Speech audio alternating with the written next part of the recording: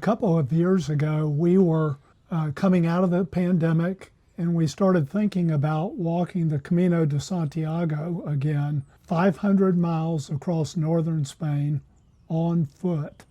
Whether you have a Camino on your calendar like we do or not, maybe you just realize walking is the simplest activity you can do to regain your health, reclaim your fitness at any age. Whichever it is, Camino or no Camino, just walking, we think that these training ideas will work just the same. We'd already experienced what walking long distances can do for you many times over the years. We just hadn't been able to get back to Spain while the country was still recovering. So we knew if we wanted to walk that fall, training had to start in the spring. 5 months before we walked out of Saint-Jean-Pied-de-Port, we got to work. On the calendar, it looked like plenty of prep, but we'd learned from others before us, you can't really simulate the Camino at home. Life doesn't let you walk for hours, day after day, the way the Camino will. Here's the training plan we recommend now, and it starts with what most guides get wrong. Most Camino training advice says something like, walk more, get some miles in on the weekend, maybe hit the treadmill a few times a week. That's not wrong, it's just incomplete. The Camino de Santiago is not one long walk. For us, it's close to 7 weeks of walking, day after day with a pack on your back on terrain that's never flat or smooth for very long. That's a different demand on a body over 50 than a Saturday hike. For us, it had added up to 52 days, start to finish. It's not about how far you can walk once. It's about how well you recover by morning and whether you can do it again, and again, and again, the day after that, day after day after day. That's the part almost every guide skips. And it's the part that decides whether your Camino feels like an adventure or an ordeal. So here's the ideal plan that actually gets you ready. The ideal is to start 4 to 6 months out, not to build endurance from zero, to build in the recovery time your body needs between bigger efforts. After 50, that's not optional. It's the whole strategy. On your weekends, train like you're on the Camino, not like a hike. 2 shorter walks back-to-back, Saturday and Sunday, teach your body to recover overnight and go again. That's the single biggest shift from how most people train. Test all your gear months before you leave on your walk. Break in your hiking shoes in your pack for months and not just weeks. Wear the hiking shoes on errands and short walks starting now. Load the pack close to your real ideal pack weight and wear it on every training walk after the first month. Hot spots, blisters, and sore shoulders should happen in your own neighborhood, not on day 3 outside Pamplona. Find hills or stairs or a treadmill with an incline. You'll have a lot of ups and downs on the Camino.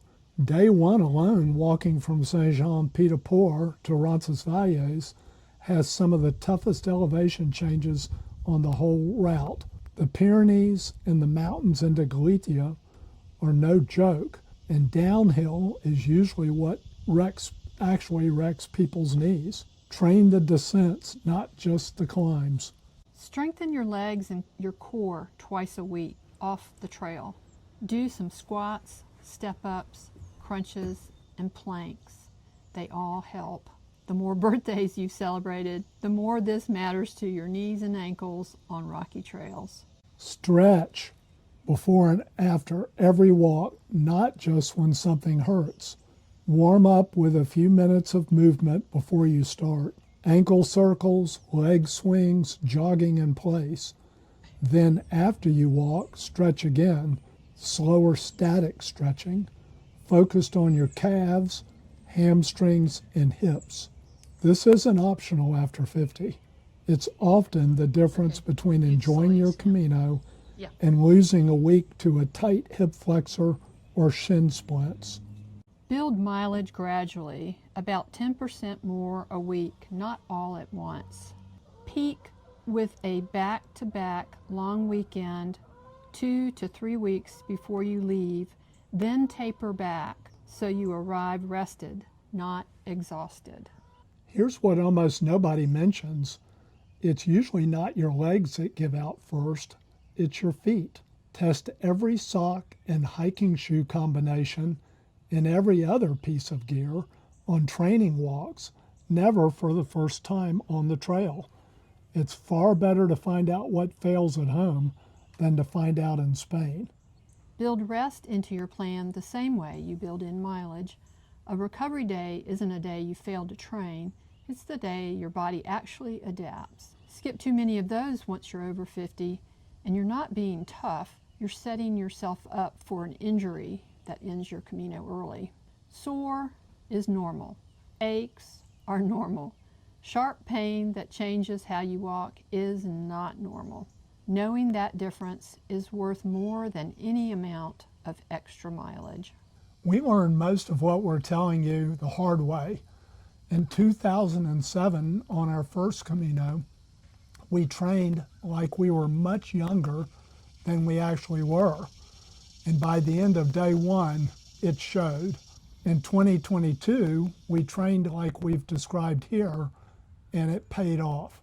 None of this requires you to be an athlete, but it does require you to devote some time and effort to training and to have a plan like we've shared for training.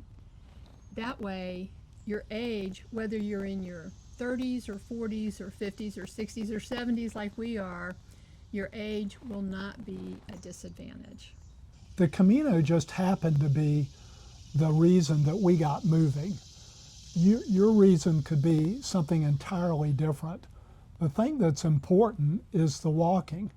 Thanks so much for watching this video. It means so much to us.